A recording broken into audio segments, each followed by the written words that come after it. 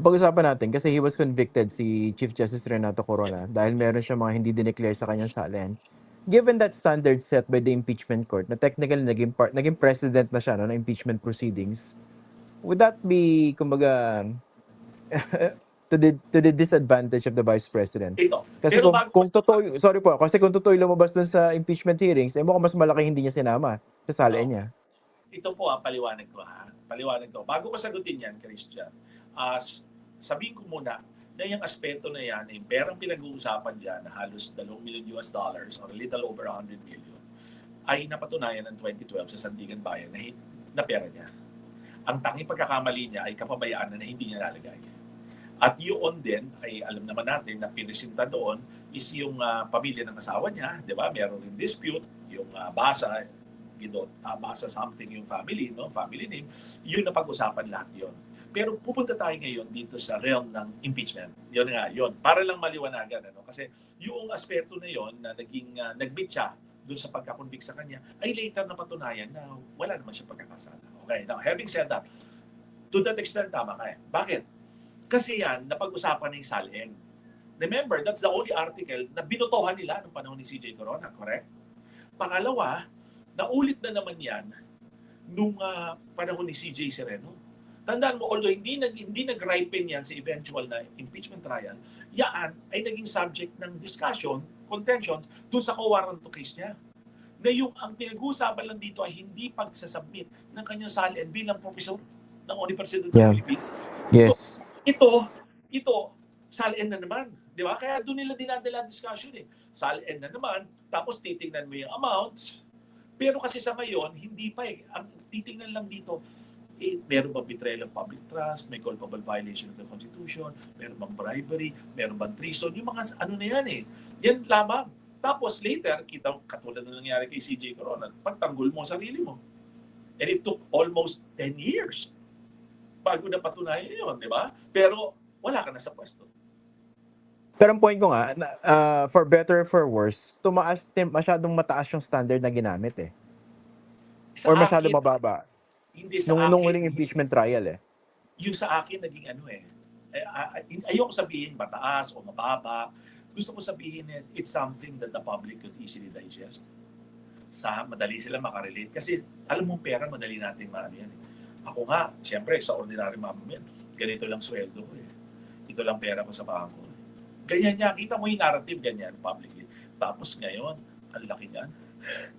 Sorry. Ang tanong lang, paano nagkagano? Yun lang naman ang tanong ganyan eh. Paano nagkagano? Isa pang tanong, attorney, no? Doon kasi nung pinag-uusapan yung SALN ng Vice President sa House Committee on Justice, lumabas doon na meron siyang mga taon na hindi nag-declare ng cash on hand.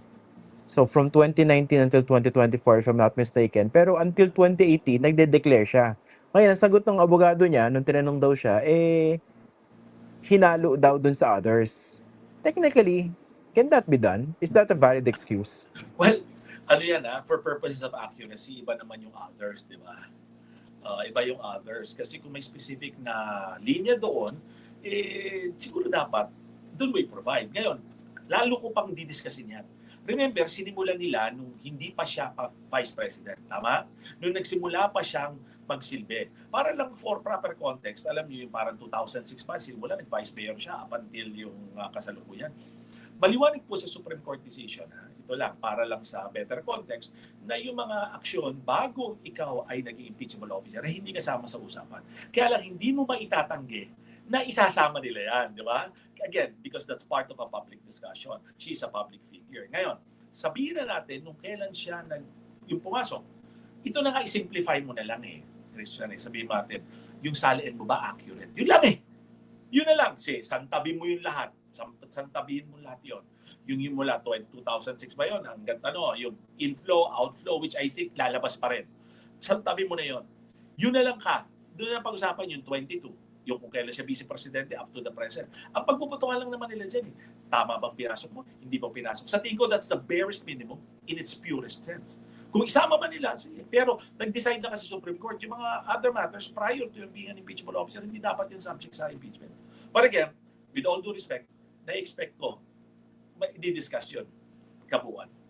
Kasi ang binabanggit ng prosecutors doon, ano yan that establishes a pattern Yes, on the naintindihan ko part yun. of the Vice President. How do you see that kind of argument? Well, pwede, not for purposes of the articles, pwede nilang ilabas doon. Kasi in evidence, there is such a provision as similar acts. Meron yan sa evidence, sa Rule 130. So it is not, if you follow that just purely on the provision, the previous conduct cannot be used to convict you or to hold you liable, whether in a civil or a criminal case.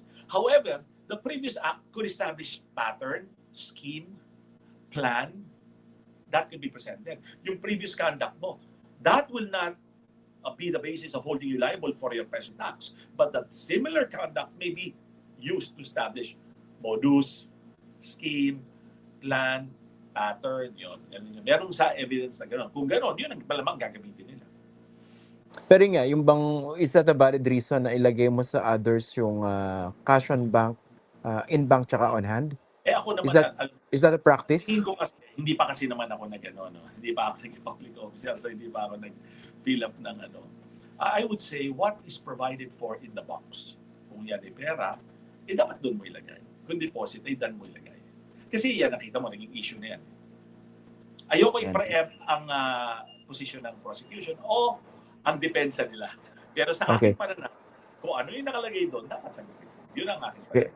Lastly, Attorney Tranquil, may kumukuha ba sa inyo from other side to help them? Wala naman. Yung ano dyan, yung maraming ugong-ugong, pero ang masasabi ko, parang ayaw ko na. Happy na ako na nakakausap ko kayo. So you will maintain this position na mas magiging impeachment. I just don't know what will happen in kayo. the coming days, pero sa tingin ko, marami na rin kasi ako nakausap. Hindi lang na, tanda mo, matagal lang usapan dito impeachment to, nakakaisang taon. Palagi ko, at maraming naghahaka-haka siguro to si Tranquil, sasama rito, sasama ganyan. Alam niyo po, sa pananaw ko sa ngayon, baka maganda nga ganito, magbigay liwanag sa ating mga kababayan, sa tulong mo, at sa tulong ng mga nagtatanong kung ano ba yung mga issues na hinaharap. Pero for the record, nilapitan kayo ng team ni Vice President? Wala yun. Wala yun.